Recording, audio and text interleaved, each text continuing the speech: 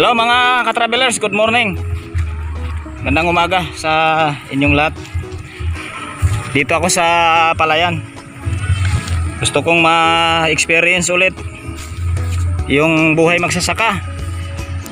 Kasama ko si Brother Dante. Brother Dante, kaway ka muna. Hi, hello. Yan yan po yung pinakamayaman rito. Mayaman sa Panginoon sa maraming bagay. Ito si Marlon. Hello po. Yan. Kumusta po kayo? Dito kami sa Palayan. Ikot ko po kayo ng konti. At tingnan ko kung marunong pa kasi anak ng presidente ng Farmers Association ng Bohol. Tapos nakalimutan na yung buhay magsasaka. Kaya nagsadya ko pumunta dito sa Palayan. Dahil alam mo naman kung saan tayo nanggagaling. Ganun po ka-connected sa buhay ko yung buhay magsasaka. Kaya nandito ako ngayon kasi alam niyo sa ating panahon dumadami tao pero wala nang kinakain. Kaya pinopromote natin na dapat hindi pinapabayaan yung pagsasaka kasi ang Pilipinas ay farmland. Isang bansa na actually alam naman natin yung history pagdating sa pagsasaka. Tayo pa nagtuturo ng pagsasaka sa mga karatig bansa natin pero isa tayo sa mga bansang nagugutom sa ating panahon ngayon. Dati tayo nag-i-export tayo ng pagkain sa ibang bansa dahil masagana tayo sa pagkain, pero ngayon isa na tayo sa mga bansang sinusuplayan ng pagkain ng ibang bansa din. Huwag naman natin pabayaan yung ating mga magsasaka. At yan ang ating ipagdasal na yung mga taong namamahala na bigyan sila ng pusong magsasaka. Kaya yung makakapagpanood sa video kong ito, gusto ko pong ipakita ninyo yung buhay magsasaka, lalong lalo na sa pagtanim ng palay. So tignan ko kung marunong pa ako. Napakatagal na panahon, more than 24 years hindi na ako tumapak sa palayan, Brother Dante, Brother Marlon. Mahigit 20 taon. So kalahati ng buhay ko ay wala na sa lupang sakahan. Kaya medyo emosyon, medyo iba yung damdamin ko kapag nandito sa palayan. Yung puso ko ganun ka connected sa mga magsasaka. Yung ito pong aking YouTube channel, kung baguhan po kayo rito, paki-hit naman ng notification bell, then paki-share, paki-like and share and hit the notification bell para updated po kayo sa mga next vlog ko. Kahit saan ako nagpupunta, na tumitingin ako ng mga magagandang sitwasyon at mga pangyayari sa ating pong paligid at pinopromote ko yung mga dapat pong ipopromote. Kaya ito, mabuhay ang mga magsasaka sa ating pong panahon, sa ating pong bansa, lalong lalo na sa atin ng mga Pilipino. So sige po, bibigay ko kay Brother Marlon itong cellphone at siya bahala mag-operate nito. Didiretso po ito, babalikan ko naman kayo pagkatapos. Mga ka-travelers ko, babay-bye tayo sa Pilapil. Ayun pong Pilapil po ay ito yung dinadaanan kapag tatawid ka sa ibang parte. Tingnan nyo po, tatag na po yung mga punla na itatanim. At yan ay binubunot mo na, binabasta yan At pagkatapos bunutin, itatali na katulad yan para madali siyang damputin ng mga magtatanim. Ito Pilapil po yan. At dito dinadaan yung tubig. Ito Pilapil po yan. Diyan tayo dadaan papunta ron. Habang nagmemerenda pa yung mga kasamahan ko, punta kami doon. Pupunta muna tayo dyan sa punta muna tayo dyan sa mga nagbubunot ng punla. Ito po yung punla pero galing po yan doon sa bubunutin. So yan po, pupuntahan natin. Try nating makisawsaw dyan. Sige, try natin pumunta doon sa baka bumaon tayo, bumaon na. Baka magbaon ako dito Dito naman ako dadaan kasi hindi ako pwedeng dumaan doon sa pilapil na dinaanan ni Pastor. Kaya umiba ako ng dadaanan. Ayun siya oh, naglalakad siya. Ako na ngayon yung may hawak ng ano niya, cellphone niya. Ayun siya oh. Abay, di ko na ngayon alam kung saan ako dadaan dito. Ano kaya yatang... Kapag kaya rito. Oo. Ayun. Panoorin nyo na lang muna si Pastor. Baka maano ako dito, mahulog ako sa pilapil.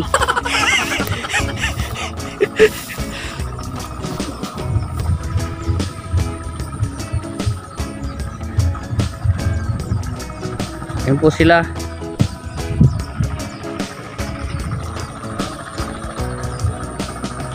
Kaya na. Tingnan nyo po yung mga nagbubunot ng punla bago itatanim yan. Ito po proseso niyan, 3 weeks. Tama ba? Ano Dante? 3 weeks yan. Dito po yan yung pinakabinhin niya. Dito ang proseso niyan. Ayan po. 3 weeks yan bago bunutin. Kaway-kaway muna. Hello po, ayan. Masaya po ba ang buhay magsasaka? Masayang mahirap. Ayan. Madali lang kainin, no? Madali lang dalhin sa lamesa, pero ayan ang pinagdadaanan ng buhay magsasaka. Ang tatay ko po ay presidente ng Farmers Association. Kaya yung puso ko nandito sa sakahan. Kaya yan po yung buhay nila. Sana suportahan ng magbuhay ng magsasaka. Hindi po ganun kadali. Masarap lang kumain ng namimili pa tayo ng ano. Namimili pa tayo ng kakainin. Marami pang mga bagong henerasyon ngayon kung minsan sinasayang yung kanin samantalang napakahirap po ang proseso. Ano po yung ginagamit sa pagtali? Gulong. Kawayan. Oo. Pinabasta. So, yung pagbubunot niyan, iniingatan din yan. Hindi yan basta-basta binubunot. Napuputol yan eh. Yung pinakaugat niya. Kaya mga marurunong lang talagang nakakaintindi niyan. Sige. Salamat po sa inyo. Kaway ulit. Yan. Maraming salamat po. Katuwa naman sila. Tingnan natin kung kaya ko pang magtanim ng palay. Magtanim ay di biro daw eh, sabi ng kanta. Maghapon na kayo ko, hindi naman nakaupo. Alanganin din yung tayo. Pan Marlon, kumusta? Ayan yung itlog ng kuhol. Sana. Ayan yung kulay pula. Ay parang ninira ng palay. Pinkish. Kuhol po yan oh, yan. Sinasabit lang nila yung ano. Sinasabit lang nila yung itlog nila sa gilid.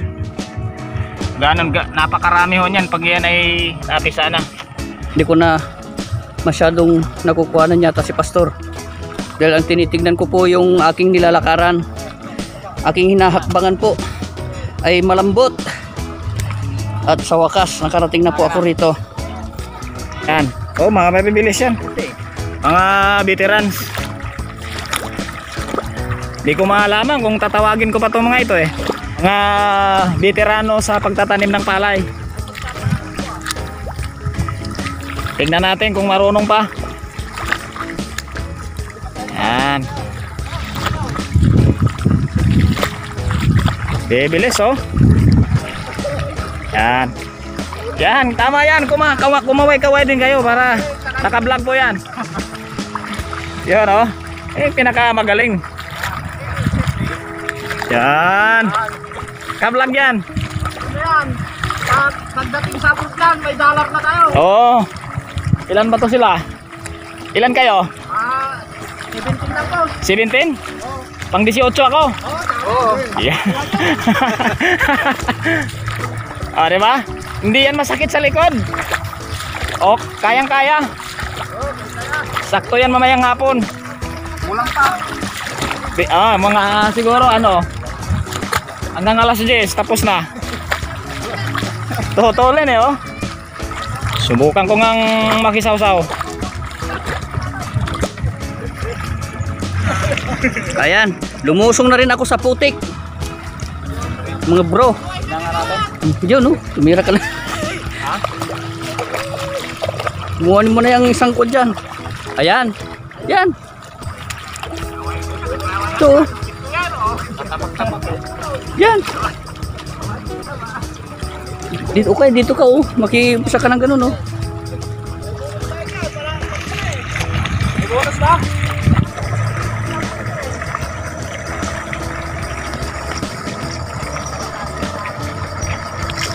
Ayun na. Magtanim ay di biro, maghapong nakayuko.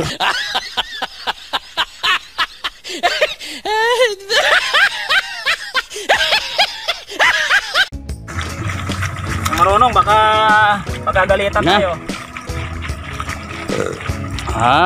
Mukhang kaya pa. Oy, ang marunong pa ng konti. Ayun.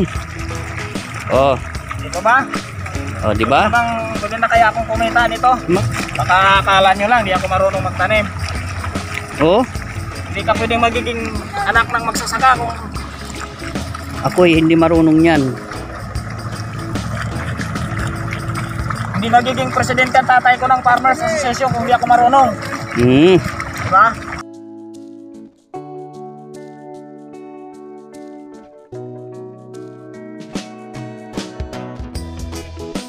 Check mo daw yung ginagawa niya kung tama. Baka kunti masyado. Tatlo. Ha? Tatlo. Gawin mong tatlo. Para marami ang bunga. Kasi Siyempre, pag kinalakihan mo isang bagay, hindi mo na makakalimutan yan. Nakatatak na sa isip pusot mo yan. kulang masyadong mataas ang distansya. O sakto lang. Pwede naman. Bro, nakatanim na dyan likuran mo. Masyadong masinsin o tama lang? Ha? Tama lang? Sabihin nyo ha, baka pagalitan tayo ni Brother Dante. Tignan mo, Brother Marlon, kung tama yung distance. Okay naman. Pero yung dyan, yung patras ka medyo layo ng konti. Lapit mo lang. Ayan.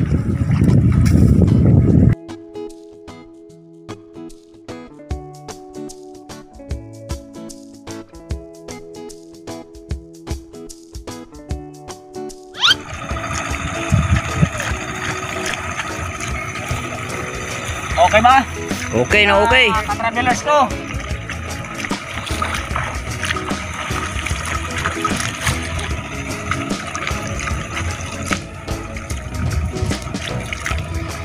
Nararamdaman. Yan ang palatandaan. Ibig sabihin may nararamdaman na. Lalo na kung itinutukod na sa tuhod yung siko mo, ang ibig sabihin noon. Meron na bang tumutukod sa ano? Wala pa, matibay oh. Oo, kanina pang madaling araw eh. Imposibleng walang tumutukod. Wala pa naman ako nakikita. Meron na. Saan? Kuya, katabi ko. Kanina pang alas 4 yan. Ayun na nga, inaabot ka na nga niya eh. Ay ako nga, lulusong lang. Sabi ko na, hoy. Ito yung magtukod pa rin sa arong nakatutulog. Oo nga. Ginagawa ko yan eh. Diba? Meron pang ibibilis pero wala nang itatagal to. Natapos na. Uwi na kasi may gagawin pa. Yan, pahinga na. At mayroon pang mga dapat gawin. Asan na yung aking kasama? Ay, naghugas pa. Marlon.